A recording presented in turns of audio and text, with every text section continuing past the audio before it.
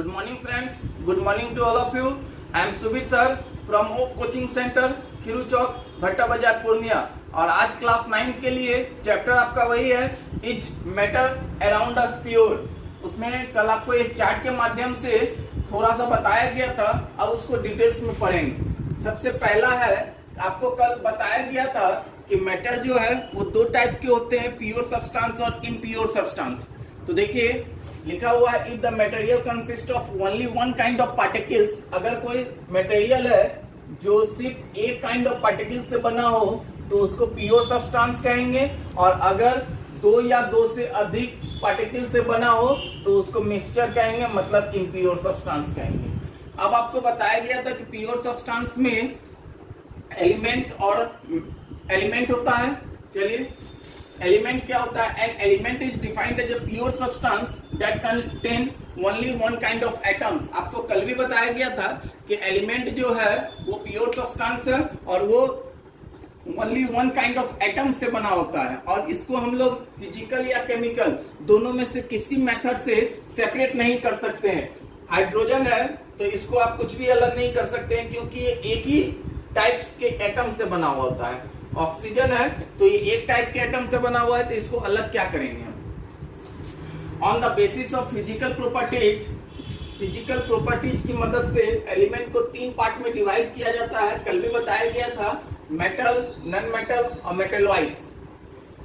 Metal, right the physical properties of metals. सबसे पहला, metals जो होता है वो मेलेबल होता है। मेटल्स क्या होता है? मेलेबल होता है। मेलेबल का क्या मतलब होता है?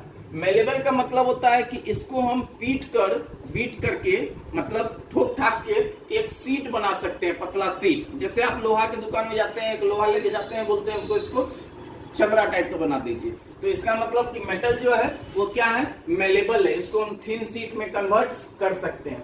दूसरा, मेटल्स आर डक्टाइल। डक्टाइल क्या होता है? तो डक्टाइल होता है, इसको वायर के फॉर्म में हम कन्वर्ट कर सकते हैं। और एक इंटरेस्टिंग बात यह है कि 1 ग्राम गोल्ड, आप जानते हैं 1 ग्राम कितना सा होगा? एकदम रत्ती भर की होगी। इसको हम 2 किलोमीटर के लेंथ तक वायर बना सकते हैं। तीसरा है, metals are good conductor of heat and electricity. आप जानते हैं कि आपका जो इलेक्ट्रिक वायर होता है वो एल्यूमिनियम और कॉपर का होता है। तो आप जानते हैं कि एल्यूमिनियम और कॉपर जो है वो मेटल है, तो आपका ये good conductor of heat and electricity है। Metals are lustrous. लस्चरस का मतलब क्या होता है? उसमें अलग प्रकार की चमक होती है। आप देखते हैं जितने भी मेटल्स हैं, सोना चांदी, उसमें चमक होता है। Metals are generally hard. लगभग सारे मेटल्स हार्ड होते हैं, लेकिन याद रखिएगा एक्सेप्शन में सोडियम एंड पोटासियम, ये बहुत सॉफ्ट होता है। इसको अगर हम चाकू पे सटाएं तो ये कट जाएगा। फिर है, metals are solid at room temperature. लगभग सभी मेटल्स जो है वो सॉलिड होते हैं। याद रखिएगा एक्सेप्शन में मरकरी है, और ये एक्सेप्शन ही याद रखना है आपको।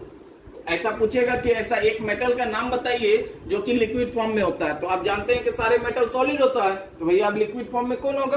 तो मरकरी होगा। आपसे पूछेगा कि ऐसे मेटल का नाम बताइए जो जनरली हार्ड होते हैं, सॉरी जो हार्ड सॉफ्ट होते हैं, तो आप तो जानते हैं कि मेटल सारे हार्ड होते हैं, तो अब सॉफ्ट कौन होगा? तो सोडियम एंड पोटासियम होगा। उसके बाद, metals generally have high melting and boiling point. जितने भी मेटल्स हैं वो सबके पास क्या होता है? High melting and high boiling point होता है। उसके बाद metals generally have high densities. Densities का मतलब आप इसको बहुत ज्यादा ताकत से ठोक सकते हैं, लेकिन याद रहे एक्सेप्ट सोडियम और पोटासियम, ये सॉफ्ट होता है।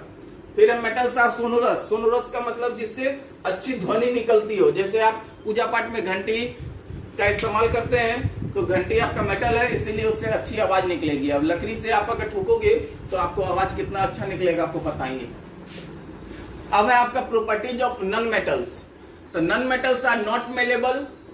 नॉन मेटल जो है वो मेलेबल नहीं होता है, लेकिन ये ब्रिटल होता है। ब्रिटल का मतलब इसको ठोकने पर ये चकनाचूर हो जाएगा। Non metals are not ductile. Non metal ductile भी नहीं होता है। Non metal are not conductor of heat and electricity. Exception, याद रखिएगा डायमंड और ग्रेफाइट जो है वो एलोट्रोपिक फॉर्म ऑफ कार्बन है। कार्बन का एलोट्रोपिक फॉर्म होता है डायमंड एंड ग्रेफाइट, जो कि आपका इलेक्ट्रिसिटी और हीट कंडक्ट करता है, तो ये एक्सेप्शन हो गया नॉन मेटल का। फिर non metal are not lustrous, इसमें कोई चमक नहीं होती है, लेकिन याद रखिएगा आयोडीन जो है वो नॉन मेटल है और आयोडीन में चमक होता है जो आपके सॉल्ट में प्रेजेंट होता है। Non metals are generally soft, लगभग सारे नॉन मेटल जो है वो सॉफ्ट होते हैं, लेकिन याद रखिएगा डायमंड जो है वो नॉन मेटल है, लेकिन ये क्या होगा, हार्ड होगा। Non metals are not as strong, non metal जो है वो स्ट्रॉन्ग नहीं होगा। नॉन मेटल्स में भी सॉलिड, लिक्विड और गैस, जैसे आप पढ़े कि मेटल आपका सिर्फ सॉलिड होता है, लेकिन नॉन मेटल जो है वो सॉलिड, लिक्विड और गैस तीनों होता है। Non metal are not sonorous, जैसे मेटल आपका सोनोरस होता है, नॉन मेटल आपका सोनोरस नहीं होता है। आज के लिए 9th क्लास के लिए ये बहुत इंपॉर्टेंट टॉपिक है, आप इसको लर्न करते चलेंगे कॉपी में नोट डाउन करके, और मैं क्लास रीओपन होते ही जितना पढ़ाया हूँ सबसे फिर सुनूंगा और सारे के कॉपी चेक करूंगा कि आपने हमारी पढ़ाई को ईमानदारी पूर्वक अपने कॉपी में नोट डाउन किया है या नहीं। आज के लिए इतना ही, धन्यवाद।